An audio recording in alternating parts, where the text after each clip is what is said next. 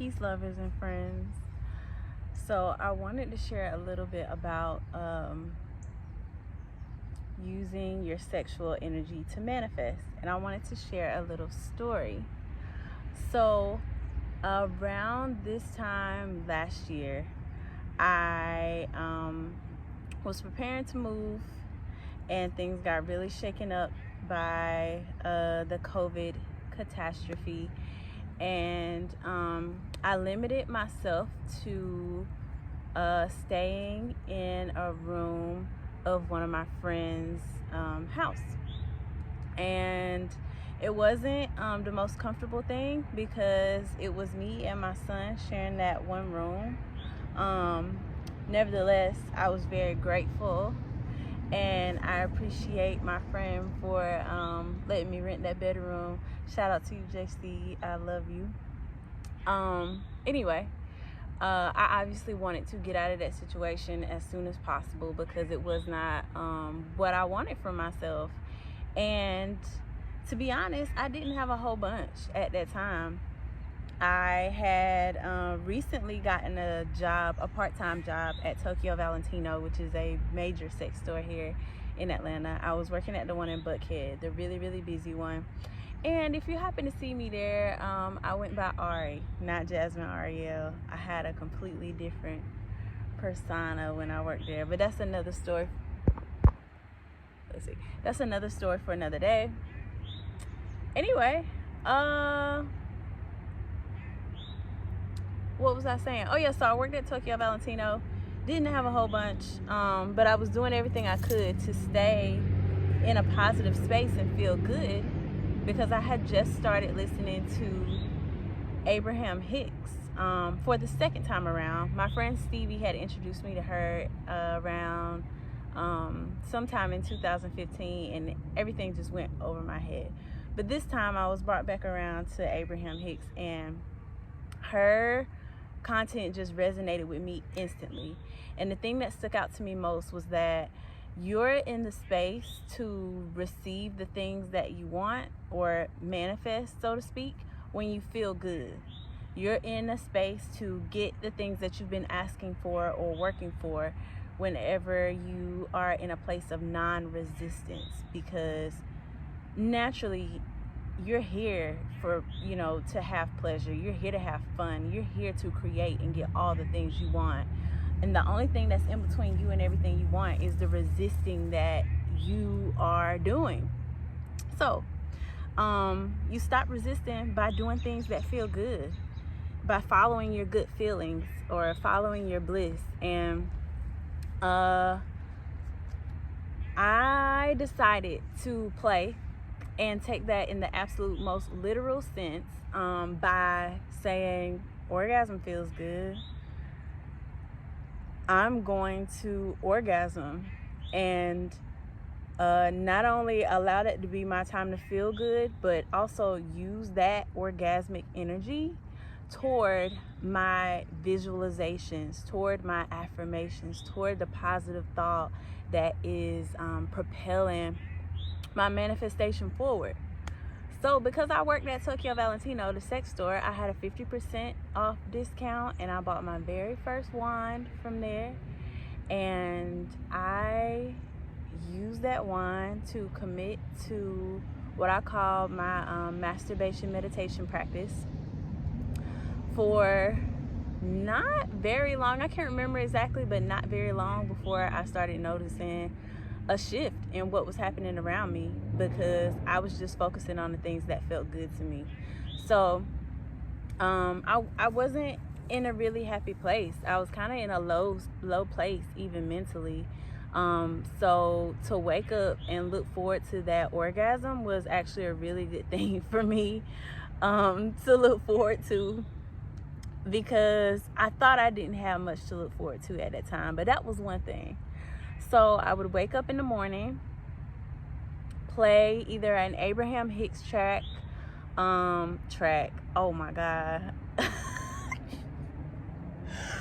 Anyway, I would play like an Abraham Hicks YouTube video, or play some affirmations with either my own voice or somebody else's, like Justin Perry.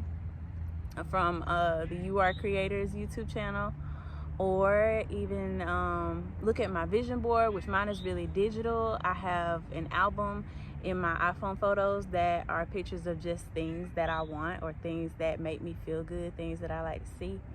And I would do that as I was spending time with this wand vibrator that I knew was for sure going to bring me to orgasm.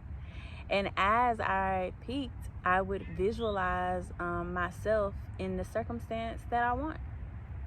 So I saw myself moving into a space that was, what did I say I wanted? It had 3 requirements. I wanted it to be beautiful,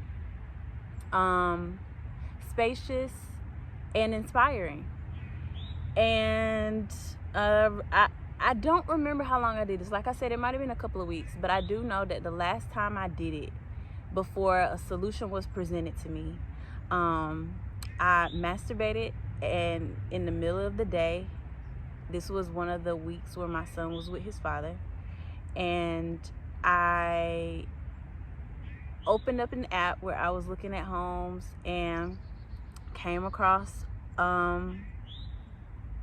divine rental situation, the exact situation that I wanted, which was a long-term stay, or like a long-term rental situation that was like all-inclusive, you know, bills and everything, and also fully furnished, because I had just gotten rid of all of my furniture because I thought I was moving really across the country. I wasn't sure, but I was focused on moving to Los Angeles at the time. But anyway, all that got shaken up, so I needed a place that was fully furnished, and I wanted everything all-inclusive, bills and everything, because I had just really minimized my life, and the last thing I wanted to do was create another situation that was gonna hold me hostage here in Atlanta, Georgia.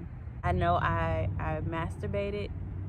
I visualized a space that made me feel, this is important, I visualized a space that made me feel like my 3 requirements, which was a place that was beautiful, like open and spacious, and a place that inspired me. And then I closed my eyes and took a nap.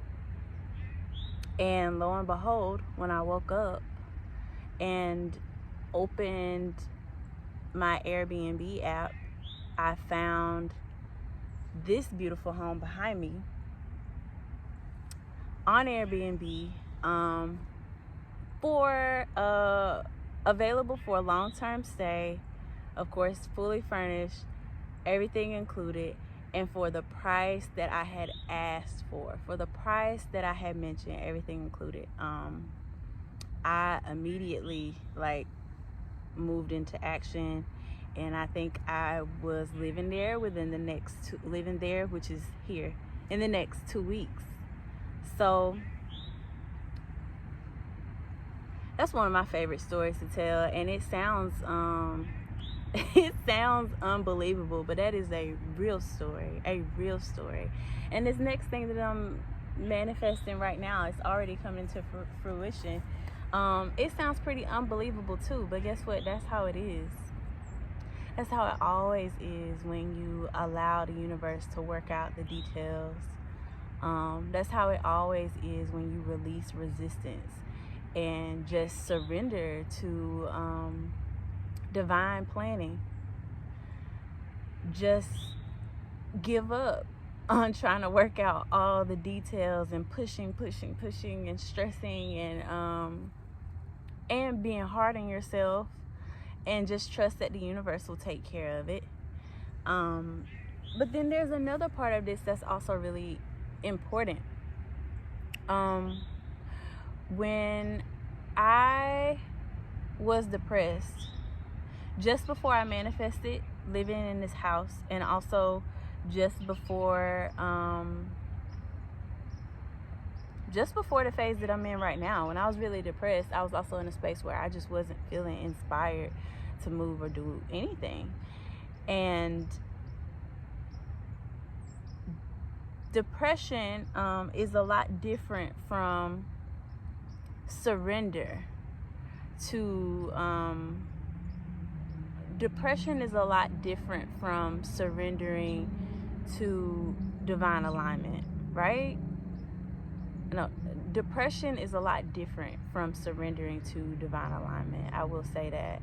I think when you are in divine alignment, you are inspired to move and go places and do things that help you press forward and step into your manifestation. That's the thing. Anything that you're currently experiencing in your life is exactly what you've created for yourself or chosen for yourself. And it's hard for a lot of us to accept that, because that would mean that we would have to accept that we also created the things that are in our life that we consider undesirable.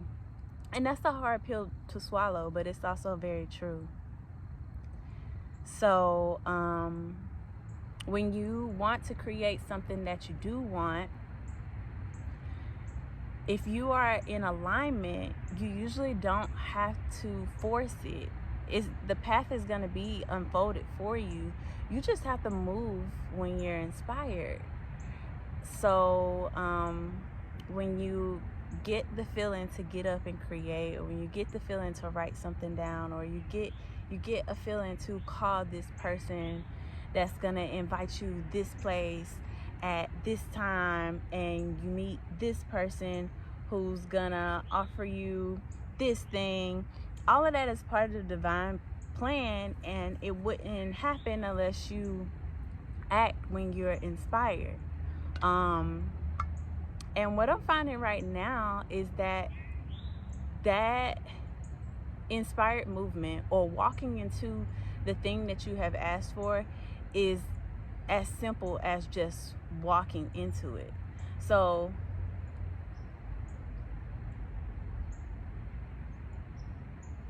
since around 2015, I have, even before that, since I became a personal trainer in like 2013, I've always wanted to have a holistic wellness center.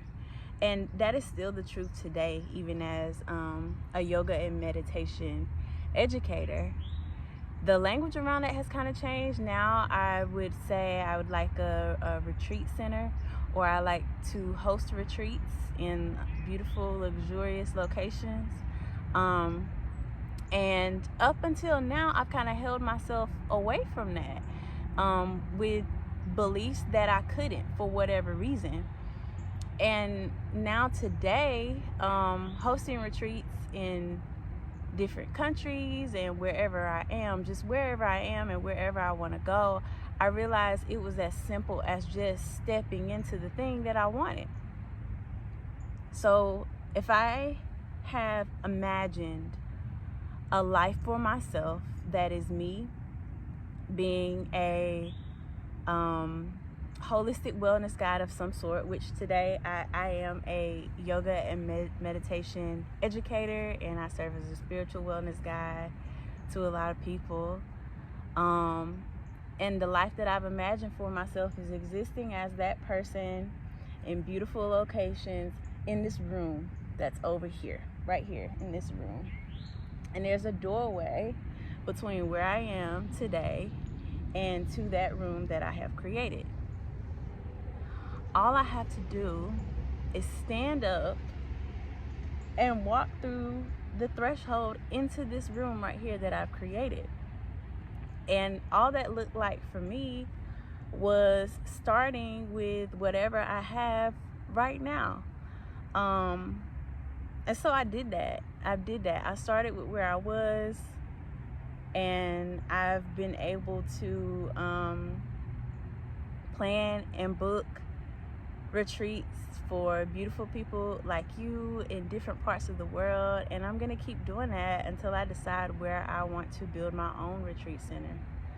Or maybe I won't do that. Maybe I want to stay free and move all around and travel the world with you all. I don't know, but I know that whatever I do decide that I want, I can have it after I create it. And all I gotta do is step into it.